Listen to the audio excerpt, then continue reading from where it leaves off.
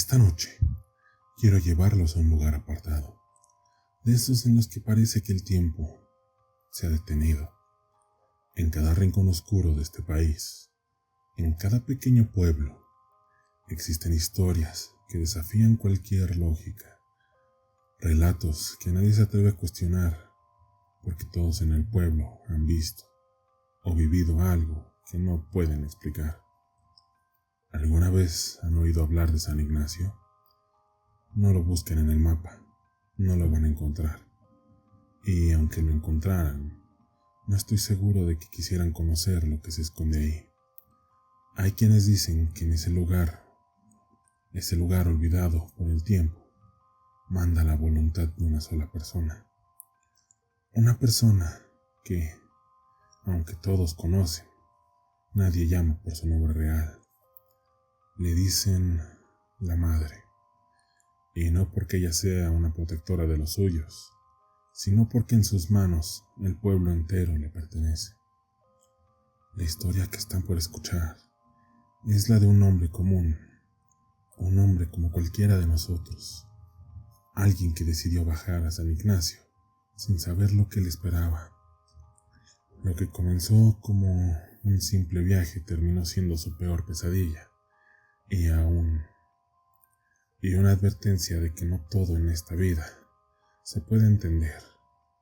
Esto es una historia para no dormir.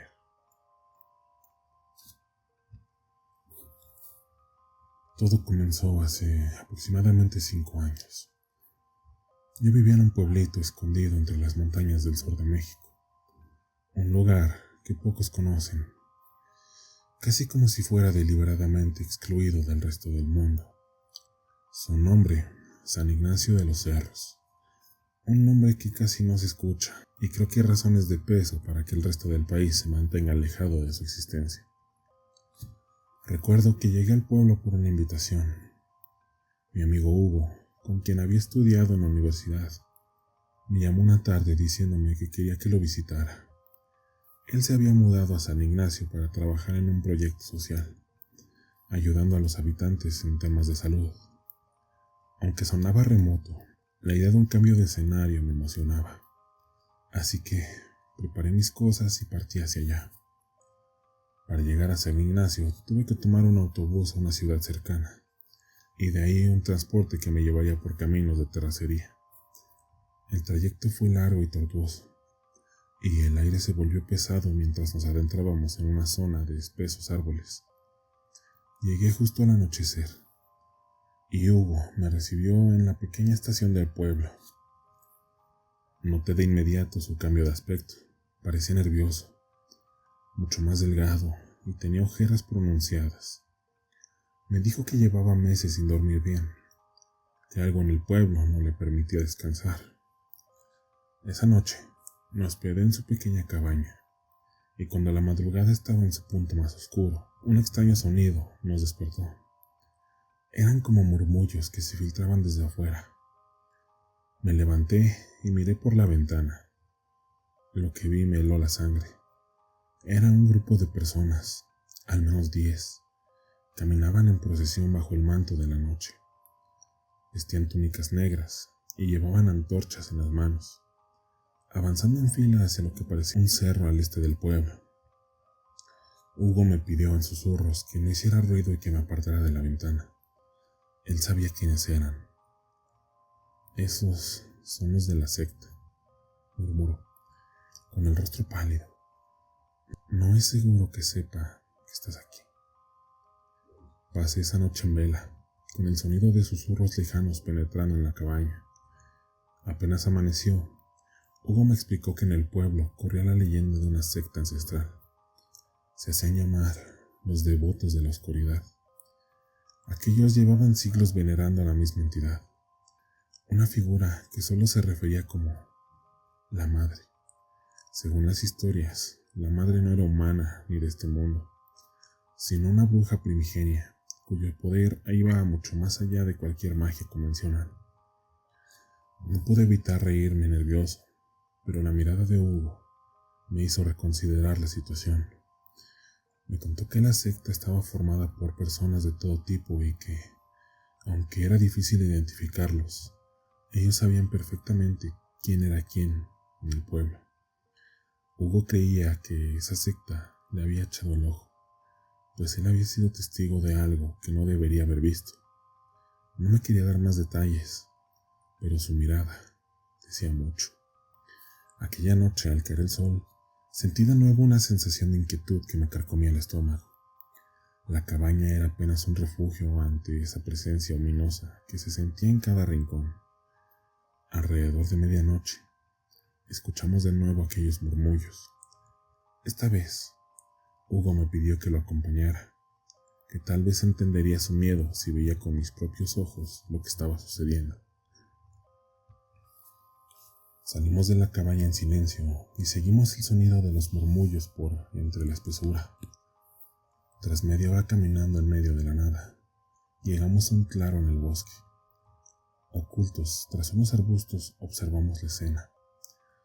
Decenas de personas encapuchadas estaban reunidas alrededor de un altar de piedra, cubiertas de extraños símbolos tallados. En el centro, una figura femenina permanecía inmóvil.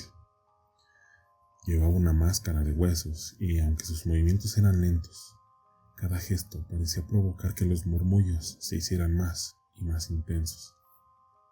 A medida que la figura central comenzaba a moverse, el ambiente se tornó sofocante. Sentí que el aire se hacía más denso, como si algo estuviera drenando nuestra energía. La mujer levantó las manos hacia el cielo, pronunciando palabras en un idioma inentendible. Y en ese momento, todos los presentes se inclinaron al suelo. Era como si su fuerza se esparciera sobre ellos. Hugo tembló. Me susurró que esa mujer era la madre. Según los aldeanos, era la bruja que había fundado la secta y que, pese a sus años, aún se mantenía joven y poderosa. Dicen que cada ciertos meses realizan este ritual para rejuvenecer y conservan sus habilidades, usando algo que los habitantes llaman el lazo. Hugo me dijo que lazo era un vínculo oscuro que esa mujer establecía con aquellos que vivían en el pueblo, una especie de pacto que les permitía alimentarse de ellos para mantenerse fuerte. De repente, sentí que algo me observaba. Volteé y en ese momento vi a uno de los encapuchados mirándome fijamente. Aún recuerdo esos ojos negros, tan vacíos y fríos que parecían pozos sin fondo. Le hizo una señal a la figura de la máscara, quien de inmediato dirigió su mirada hacia nosotros. Hugo y yo corrimos, pero sentí el peso de cada uno de esos ojos siguiéndonos. Cada susurro crecía en intensidad mientras nos alejábamos del claro. Al llegar a la cabaña, Hugo se encerró en su habitación, pálido y temblando, mientras yo trataba de procesar lo que había visto. Aquella noche no pude dormir. Sentí una presencia en la puerta, esperando.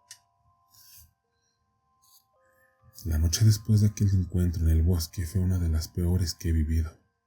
A pesar de mi agotación, el sueño nunca llegó. Sentí que cada vez que cerraba los ojos, algo se acercaba. El aire en la cabaña se volvió denso, como si una niebla invisible llenara el lugar, y en el silencio podía escuchar un suave susurro, como si alguien estuviera murmurando mi nombre desde algún rincón. Hugo no salió de su habitación hasta la mañana siguiente. Cuando lo hizo, su rostro era una máscara de pavor y cansancio. Me confesó que, después de lo que habíamos visto, temía que la secta nos hubiera marcado. La madre sabe quién eres ahora, dijo en un susurro, sin atreverse a mirarme a los ojos. Una vez que te ven, es imposible escapar. Me reí nervioso, pensando que exageraba, pero él se acercó y me mostró algo que llevaba en el brazo. Tenía una marca, algo como un quemón en forma de círculo con 3 líneas atravesándolo, una especie de símbolo que parecía haber sido grabado en la piel. ¿Ves esto? Me lo encontré una mañana después de espiar uno de sus rituales, murmuró, y me explicó que esa marca era una advertencia. significa que perteneces a la madre, que ella puede venir a buscarte cuando quiera. Mis intentos de ignorar la realidad se desmoronaron esa misma noche. Sentía una opresión en el pecho, como si me estuvieran observando en cada momento. Y luego, justo en la madrugada, escuché de nuevo los murmullos. Era un susurro distinto, uno que esta vez sonaba dentro de mi cabeza. Parecían palabras antiguas, bastante incomprensibles diría yo, pero al mismo tiempo penetrantes. Sentí que mi cuerpo se helaba y cuando miraba mis manos, noté algo que me hizo sentir el peor de los miedos. Era una marca, idéntica a la de Hugo, la cual estaba grabada en mi brazo. Aquella noche decidimos que no podíamos quedarnos más en el pueblo. Tomamos algunas cosas esenciales y partimos al amanecer, sin avisarle a nadie. Pero mientras caminábamos hacia la salida del pueblo, noté algo extraño. Los aldeanos parecían observarnos con una mezcla de compasión y resignación. Era como si supieran lo que ocurría, como si aceptaran ese destino, pero todos los que vivían ahí, algunos incluso nos hicieron una especie de reverencia, inclinando la cabeza mientras pasábamos. A mitad de camino, escuchamos pasos detrás de nosotros. Al girarnos, vimos un grupo de figuras encapuchadas avanzando lentamente, en completo silencio, sus rostros ocultos en las sombras de las capuchas. En el centro de ellos estaba ella, la madre. Aunque no podía ver su rostro claramente, sentía su mirada clavada en mí, atravesando cada pensamiento, cada recuerdo. Intentamos correr, pero por alguna razón nuestros cuerpos parecían cada vez más pesados. Sentí que mis piernas no respondían, que la tierra misma me sujetaba. Cada vez que intentaba dar un paso era como si el suelo me atrapara, y las figuras encapuchadas se acercaban cada vez más. Hugo gritó y trató de arrastrarme, pero en algún momento tropezó, y lo último que vi fue su cuerpo siendo envuelto por las sombras de los seguidores de la madre. Me arrastraron hacia el centro del bosque, de vuelta al mismo altar de piedra donde los habíamos visto antes. Esa noche, la procesión era mucho más extensa. Parecía que todo el pueblo había sido convocado. Me sujetaron a una especie de estructura de madera, mientras ella, la madre, comenzaba a recitar palabras que hacían que el aire se volviera frío, como si toda la vida se estuviera drenando de la tierra. La figura de la madre se acercó a mí. Pude ver su rostro por primera vez, y lo que vi me provocó un horror indescriptible. No era el rostro de una mujer. Tenía la piel ajada, como si estuviera hecha de corteza de árbol podrido. Sus ojos eran dos pozos oscuros que parecían consumir la luz, y de su boca se desprendía un aliento nauseabundo que casi me hizo perder el conocimiento. Ahora me perteneces, Murmuró con una voz que sonaba como el eco de miles de lamentos. Sentí que mi cuerpo se entumecía mientras ella pronunciaba un conjuro. Mi visión comenzó a oscurecerse y, de pronto, me vi en un lugar extraño, como un vacío oscuro en el que las voces de todos aquellos que habían sido marcados resonaban gritando sin cesar. Ahí comprendí que había sido atrapado en una especie de vínculo eterno, que mi alma estaba ahora ligada a la de la madre.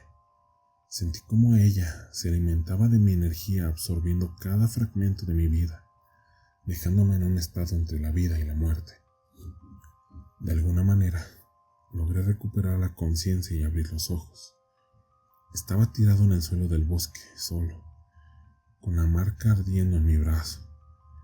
La cabaña de Hugo estaba abandonada cuando regresé, y nadie en el pueblo me hablaba ni se atrevía a mirarme a los ojos. Intenté irme, pero cada vez que me alejaba, un grupo de los seguidores aparecía para regresarme, como si la misma tierra me retuviera, y cada noche, desde entonces siento el peso de su mirada sobre mí. Escucho esos murmullos antiguos llamándome. Mi piel se está ajando, se vuelve gris, se vuelve fría, y veo en los reflejos una sombra que no me pertenece, una silueta que cada vez se parece más a la de ella. Desde aquella noche, la vida perdió todo sentido. Intenté escapar del pueblo por segunda vez. Sin embargo, parecía imposible. La misma naturaleza se había convertido en mi cárcel. Caminaba durante horas, pero siempre terminaba en el mismo punto, como si estuviera atrapado en un bucle sin salida. Cada vez que intentaba atravesar los límites del bosque, las mismas sombras aparecían para guiarme de regreso. Después de días de intentos fallidos, regresé a la cabaña de Hugo, desesperado y sin fuerzas. Mis noches se habían convertido en verdaderas pesadillas. Veía a la madre en cada rincón oscuro y sentía cómo su energía me drenaba lentamente. Lo más aterrador era que cada mañana mi piel se volvía más pálida. Mis manos estaban más frías y mis ojos parecían perder el brillo. Estaba convirtiéndome en una especie de sombra viviente, un reflejo de ella. Aquella marca en mi brazo ardía cada vez más, y los susurros en mi cabeza se hacían insoportables. Ya no podía distinguir entre lo real y lo ilusorio. Los murmullos me hablaban de cosas imposibles, como si fueran recuerdos que no me pertenecían. Vi imágenes de rituales, sacrificios y pactos ancestrales sellados con sangre. Una noche, finalmente decidí enfrentarme a ella. Era una locura, pero no soportaba más su presencia en mi mente. Seguí el sendero hacia el claro del bosque, el mismo lugar donde habíamos visto el ritual. Al llegar, no encontré a nadie. Solo estaba el altar de piedra cubierto de restos secos de cera y manchas oscuras que parecían antiguas huellas de sangre. Pero en cuanto toqué el altar, una ráfaga de aire helado me tocó y sentí como si algo se apoderara de mí. De repente, los murmullos se volvieron gritos desgarradores. Sentí que mi cuerpo ya no me pertenecía, que algo dentro de mí estaba tomando el control, forzándome a hacer cosas contra mi voluntad. Mis manos comenzaron a moverse solas, agarrando símbolos en la tierra alrededor del altar. Eran formas geométricas, como una especie de sello que se cerraba a mi alrededor. Y al completar el círculo, la voz de la madre resonó en mi mente con claridad. Ahora eres uno de mis hijos, me dijo con una voz que helaba hasta el último rincón de mi ser. Tu alma y tu cuerpo me pertenecen. Harás lo que yo ordene. Y cada vez que resistas, pagarás con una parte de tu vida. Desesperado, traté de gritar, pero mis labios se sellaron por sí mismos. Mi cuerpo, como un autómata, comenzó a realizar una serie de movimientos que no entendía. Mis piernas caminaban hacia el pueblo y mis manos reconocían cosas del suelo sin que yo pudiera detenerlas. Fue entonces cuando comprendí la magnitud de la maldición. Estaba siendo convertido en un peón de la madre, un sirviente sin voluntad, atrapado entre la vida y la muerte. Al regresar al pueblo, los aldeanos me miraron con una mezcla de lástima y temor. Algunos murmuraban diciendo que la madre había reclamado otro vínculo, otro marcado. Ellos sabían lo que me ocurría, pero no hacían nada para ayudarme. Al contrario, parecían aceptar mi destino como algo inevitable. Poco a poco descubrí que no era el único en esta situación. En las noches podía ver a otros como yo, vagando por las calles del pueblo. Eran personas en el mismo estado de partición y desgaste. Sus ojos estaban viciosos, sin alma, y sus cuerpos se movían de manera mecánica. Nos evitábamos entre nosotros, como si fuéramos conscientes de la miseria compartida y de la única forma de olvidar el dolor, la cual era mantener la distancia. Una noche, mientras deambulaba cerca de la plaza, me encontré con una anciana que parecía ser una de las pocas personas que aún conservaba su humanidad. Su nombre era Doña Licha, y me dijo en susurros que ella había conocido a la madre en sus días de juventud. Ella no siempre fue así, me confesó. Alguna vez fue una mujer como cualquiera, pero la ambición la consumió y ahora es algo 1000 veces peor. Doña Licha me contó que la madre había sellado un pacto ancestral con una entidad desconocida, un cambio de poderes que iba más allá de la comprensión humana. Como precio, había sacrificado su humanidad, convirtiéndose en una especie de parásito que se alimentaba de la vitalidad de otros. Los marcados como tú son su fuente de poder, me explicó. Cada uno de ustedes está conectado a ella, y cada noche toma un poco más de sus vidas. Le rogué que me ayudara a escapar, pero ella negó con la cabeza. Nadie sale de San Ignacio. Todos somos parte de su red.